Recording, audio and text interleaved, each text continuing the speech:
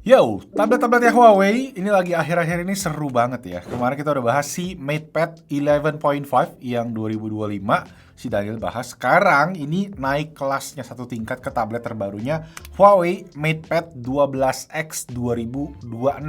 Jadi ini versi terbaru dari MatePad 12X yang rilis sekitar akhir tahun 2024 lalu. Dan ini rame banget juga, tapi sejujurnya gue sendiri ini baru pertama kali nyobain yang versi MatePad 12X, makanya gue penasaran banget nih. Tablet ini kadang-kadang lebih worth it dibandingin sama kita beli iPad Air karena secara spek, secara kelengkapan, secara value ini tuh kayak complete package gitu. Makanya kita bakal coba kupas di video kali ini. Make sure buat tonton sampai akhir biar nggak ada informasi yang skip. So, langsung aja kita mulai videonya. Let's go! Oke, kita coba runutin sedikit ya lini dari tabletnya Huawei. Nah, kemarin yang kita sempat bahas kan yang Huawei MatePad 11,5 itu adalah tablet yang harganya di 5,9 jutaan. Yang mana bisa dibilang satu tingkat di bawah si MatePad 12X ini. Dan ada lagi di atasnya yang flagship, yaitu Huawei MatePad Pro 12,2 inci yang harganya di 12,9 jutaan. Cuma yang ini sendiri harganya nanti kita cek di akhir. Buat desainnya sendiri, tablet ini tuh feelingnya emang premium sih menurut gue ya. Warna putihnya itu clean, elegan, dan gak norak sih. Gue cukup suka. Tapi kalau mau yang lebih berbeda, ini ada warna hijau kalem ya, kayak warna maca gitu, yang mana emang lagi ngetren banget sekarang ini kan. Materialnya pakai bahan metal yang udah unibody ya, finishing backdoornya juga enak banget, smooth di tangan dan nggak nempel fingerprint. Terus ada pogo pin buat konekin ke keyboardnya ya. Housing kameranya juga kerasa manis secara desain ya, dan elegan gitu kelihatannya ya. Terus kalau dalam format kerja dengan nempelin keyboard sama pennya ini udah kelihatan proper banget. Dan yang paling penting secara keseluruhan desainnya itu tipis dan ringan. Beratnya kalau lagi pakai keyboard dan stylus saya itu kurang dari 1 kilo. Jadi overall buat desainnya gue harus bilang ini overall oke dan nggak ada keluhan sama sekali. Nah, hal yang paling banyak ditanyain dari tablet-tabletnya Huawei itu biasanya soal WPS nih. Dia tuh udah PC level atau belum. Karena memang untuk yang MatePad 12X ini ada yang menarik, yaitu karena dia udah PC level. Kalau yang kemarin MatePad 11,5 itu masih WPS Office 2.0. Jadi memang ada perbedaannya, yang mana sekarang di Office 3.0 itu bisa insert document, bisa paste chart ya, grafis, ada support lebih banyak formula matematika kayak di Excel ya. Ada support latex editing katanya, jadi bisa gonta-ganti bahasa juga. Dan sekarang udah bisa masukin URL link ke dalam dokumennya. Nah, kerja pakai PC level untuk WPS Office 3.0 di tablet ini tuh experience-nya bisa dibilang mirip banget udah kayak yang ada di PC. Yang mana lengkap ya, udah ada toolbar, udah ada tabs, udah ada compatible juga dengan file format-format Microsoft Office. Yang mana infonya itu bisa support sampai 42 tipe file. Dan WPS 3.0 ini juga bisa synchronize file-filenya via cloud. Jadi bakalan bikin workflow itu lebih seamless lagi. Jadi karena tabletnya ini udah ada keyboard bawaan, tinggal konekin ke mouse aja tuh. Udah bisa ngasih experience, bisa dibilang ya mirip kayak pakai laptop buat kerja. Tapi dengan form factor yang super ringan kayak gini. Dan lebih mobile pastinya. Nah, tablet Huawei emang beberapa waktu ini tuh ditekanin banget sama aspek productivity-nya ya, terutama buat kantoran nih, yang mana nggak dimiliki sama banyak tablet kayak Android, bahkan iPad sekalipun. Jadi memang buat kerja dari mana aja bisa banget, plus fitur-fitur baru tadi pastinya bisa banget dipakai buat ngerjain dokumen-dokumen kerjaan. Di Word misalnya bisa ngatur ukuran teks, custom margin, ngolah data-data yang ribet di Excel, bikin pivot table ya, suka ditanyain tuh, bikin chart juga, sampai PPT juga yang ada animasinya juga bisa langsung dari sini. Jadi ini cukup banyak ditanyain kan kalau ngomongin apalagi Excel gitu. Jadi buat kalian yang emang karyawan kantoran yang selalu pakai olah-olah dokumen, ya ini bisa jadi alternatifnya. Oh ya, sama satu lagi yang paling penting, PC level WPS Office 3.0 ini eksklusif cuma ada memang di tablet Huawei aja, dan ini gratis, nggak pakai biaya subscription lagi. Dan ngomongin kerja lagi ya, kerja. Ya. Sekarang buat orang yang sering kerja di mana aja pasti ada aja namanya kayak meeting dadakan, bisa buat Zoom lah, Google Meet lah. Nah, ini bisa punya kamera depan dan audionya juga udah proper, bisa display out juga just in case mesti presentasi, colok set USB Type-C. Sip, kita ngomongin ke bagian aksesorisnya sekarang. Nah, ini udah dibundling ya tabletnya sama keyboard, yang mana udah ada teknologi Neuralink namanya. Minim banget latency, tapi sayangnya memang mesti pakai si pogo pin tadi ya, nempelin ke pinnya, nggak bisa dipakai kalau dicopot. Jadi harus saling terhubung. Buat pengalaman ngetiknya sih nyaman, dan satu yang menarik walaupun emang ini nih warna keyboardnya putih, gampang banget dibersihin ya. Klaimnya itu kalau kecoret pulpen, yang mana gue udah coba tadi ya, ketumpahan kopi, makanan, katanya bisa dilap langsung dan bersih. Dan gue coba pakai pena ini ya, dan emang beneran bisa ya. Jadi coba coret-coret, gampang banget, tinggal dihapus pakai tangan aja. Nah untuk keyboardnya juga ada 2 sudut kemiringan ya, jadi kalian bisa pilih aja. Atau kalau mau di mode sketch mungkin bisa ditidurin kayak gini. Ya, jadi bisa sketching. Dan kalau mau sketching, ini dia tablet pertama Huawei memang support sama pen stylus terbarunya. Namanya adalah M Pencil Pro. Bedanya M Pencil Pro ini sama yang M Pencil Third Gen adalah ini punya sensitivitas bisa dibilang lebih baik ya. Pressure sensitivity-nya itu di 16.384 level. Bahkan kalau dihalangin kertas pun ini masih bisa dipakai, katanya saking sensitifnya. Dan Huawei M Pencil Pro ini juga punya 3 jenis tip yang berbeda. Bisa diganti-ganti sesuai kebutuhan. Yang kita pakai ini yang painting tip gitu, kayak semi ada transparan gitu, tapi ada besi ujungnya ya. Ekstranya ada small font writing tip dan ada writing tip biasa. Nah, pen stylusnya ini juga support smart gesture, kayak misalnya di pinch dia ada ngeluarin menu dan ngeluarin kayak semacam haptic feedbacknya gitu. Dia itu bisa dipakai buat rotate, ada rotate gesture-nya, yang mana ngasih experience brush yang lebih realistik. Nah, M Pencil Pro ini punya tombol di atasnya, yang mana ini bisa sebagai shortcut ya, kalau kalian lihat ya, langsung hidup nih. Nah, defaultnya dia itu ke Notes app, jadi tinggal diklik aja. Tapi itu juga pastinya bisa di-customize buat kalian yang pengen buka aplikasi lain sesuai dengan kebutuhan kalian. Lanjut kalau ngomongin note taking sendiri, aplikasi notes bawaannya Huawei juga ini kelihatannya proper banget ya. Dan bisa kepake lah untuk kalian yang suka nyatet-nyatet notes. Kayak buat anak sekolahan, buat anak kuliahan, itu daripada nyatet di buku, pakai ilustrasi bisa banget nyatet secara digital di aplikasi notes bawaannya ini. Nah, pilihan brushnya juga ada banyak ya, tinggal dicobain aja yang lebih cocok ke yang mana.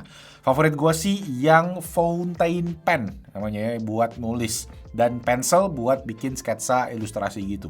Nah, kalau tulisan kalian jelek, karena ya gue juga udah lama nggak nulis ya kayak gue ya, bisa pakai aja AI enhancement writing-nya nih, biar lebih kebaca tulisannya. Nggak kayak cakar ayam kalau kata orang dulu ya. Dan bilang template notes-nya juga bejibun. Dan ini juga sekali lagi gretong alias gratis. Bisa langsung download aja di resource center-nya. Jadi kapabilitasnya luas banget. Nah, buat bikin notes app-nya biar lebih cakep, biasanya juga kita bisa insert gambar gitu. Dan di sini kita bisa pakai smart features mereka. Ada yang namanya kayak super hub ya. Jadi tinggal drag and drop aja. Itu simple dan enak banget buat bikin catatan-catatan. Oke, lanjut ngomongin soal layarnya, yang mana ini adalah hal paling asik ya yang bisa dibilang dari tablet Huawei ini. Karena selain ukurannya yang cukup gede, 12 inch ya, bezelnya juga menurut gue tergolong tipis, resolusinya juga padat, jadi di mata tuh tajam. Dan yang ngebedain sama tablet lain adalah si laminatingnya nih, laminasi yang udah pakai 3rd Gen Ultra Clear Paper Matte Display, yang anti glare-nya efektif banget buat ngurangin refleksi, terus bikin panel IPS-nya kerasa minim distraksi. Jadi kalau di compare sama layar yang glossy itu tuh kayak beda banget. Dan karena ini tuh paper matte, permukaannya tuh enak banget buat di swipe pakai jari maupun pakai pensil. Kayak smooth banget gitu. Nah, based on info yang gue dapet di tablet ini tuh Huawei pakai high precision nanoscale etching technology pada layarnya. Jadi teknologi ini tuh bikin pola ukiran pada permukaan layar dengan ukuran yang sangat kecil. Levelnya tuh sampai nanometer. Nah, ukiran dengan skala nano yang sangat kecil ini fungsinya memang mengatur arah dan penyebaran cahaya ke permukaan layarnya.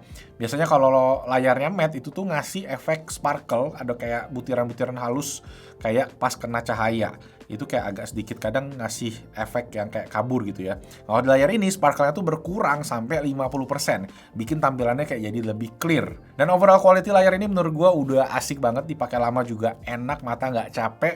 Udah certified juga UV Rainland untuk low blue light dan flicker free. Dan ada juga SGS Performance Low Visual Fatigue. Dan overall quality menurut gua udah proper banget layarnya.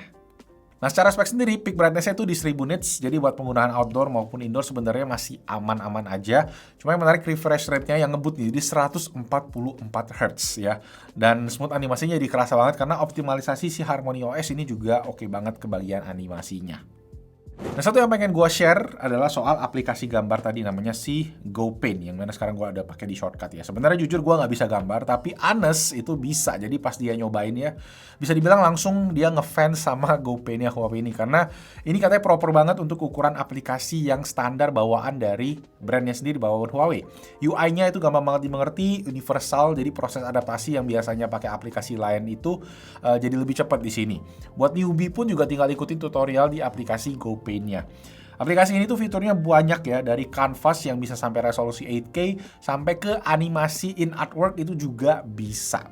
Kalau di iPad setahu gue memang harus beli aplikasi, biasanya itu dipakai yang Procreate ya untuk dapetin fitur-fitur kayak gini. Nah di sini udah dapet juga secara gratis. Cuma memang FYI nggak semua tablet itu dapat aplikasi GoPaint ini ya.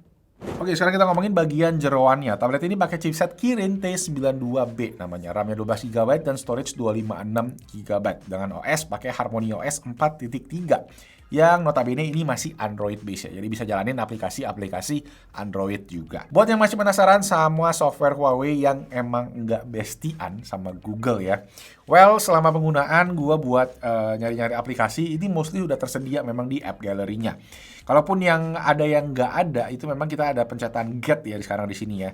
Nanti sistemnya kayak secara otomatis bakal ngedirecting ke Gbox namanya buat install aplikasi yang mana so far sekarang tuh udah seamless lah, udah lumayan gampang gitu. Jadi buat aplikasi-aplikasi produktivitas kayak Zoom, Google Meet, Gmail, WhatsApp, atau YouTube, bahkan Netflix pun itu semua compatible.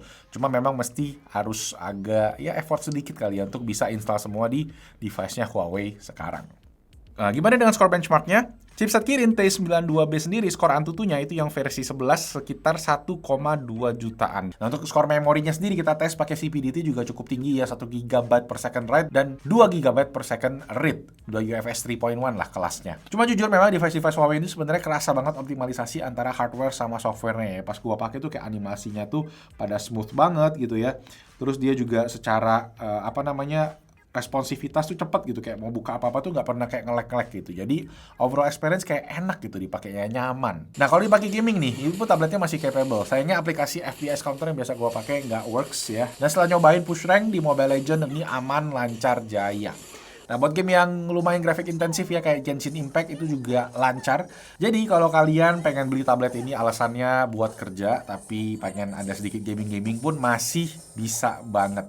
Nah, Huawei MatePad 12X 2026 ini punya baterai gede 10.100 mAh yang mana kalau kita cek dari bodinya kayak lumayan advance ya karena form factor-nya tipis, di mana beratnya ini cuma 566 gram.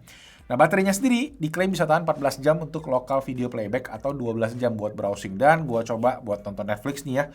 Tes kecerahan 50%, audio 50% buat 5 jam habis sekitar 66%. Jadi tiap jamnya itu sekitar 13-14%. Jadi dari 100% itu bisa cukup 8-9 jam Netflixan. Dan ngecasnya pun juga kencang, 66 watt dapatnya ya.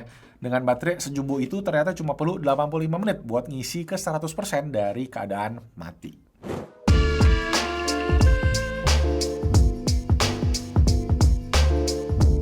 So, Huawei MatePad 12X 2026 ini cocoknya buat siapa? Nah, dengan segala kebisaannya ya, gue rasa bakalan banyak banget nih yang kena sama tablet ini, terutama buat para pekerja kantoran yang lagi WFA atau yang kerja dari mana aja.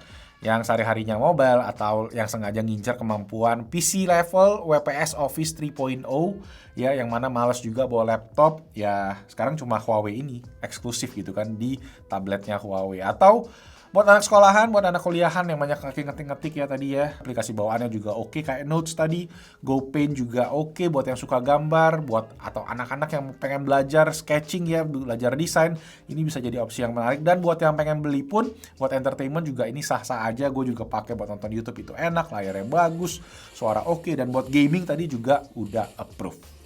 Jadi, apakah Huawei MatePad 12X 2026 ini lebih worth it dibandingin sama iPad Air? Well, kalau ngomongin financial wise sih iya ya, karena buat keyboardnya aja ini udah dibundle secara langsung sama tabletnya, persis kayak tablet-tablet Huawei biasanya. Sedangkan kalau di iPad ya kita mesti beli lagi. Kayak Magic Keyboard yang buat iPad Air M3 itu di harga 7 jutaan cuy. Nah, yang lebih menarik lagi adalah nanti di periode first sale tanggal 9 sampai 31 Januari 2026 itu nanti M Pencil Pro-nya ini bakal include ya sama tabletnya kalau kalian beli. Kalau kalian di iPad ya sekali lagi pensilnya mesti beli lagi, yang mana di Pencil yang Pro itu start di 2 jutaan lagi. Jadi ya lumayan banget nambahnya. Cuma memang sayangnya pas video ini dibuat gua masih belum tahu ya harga lengkapnya. Nanti di reveal di tanggal 9 Januari. So nanti kalau udah keluar harganya kita taruh aja langsung di kolom comment section di bawah. Tapi overall package menurut gua bakalan menarik ya. Dan ya, patut ditunggulah sama-sama. Sip, itu aja guys untuk video kali ini. Kalau kalian mau ada yang ditanyain lagi atau diskusi, langsung aja di komen di bawah. Dan kalau video ini bermanfaat, boleh dikasih tombol jempol. Di-share juga kalau ada teman lagi nyari tablet ini atau yang penasaran ya. Dan itu aja. Nama gue Marvin. Thank you so much for watching. Kita ketemu lagi di video selanjutnya. Ciao.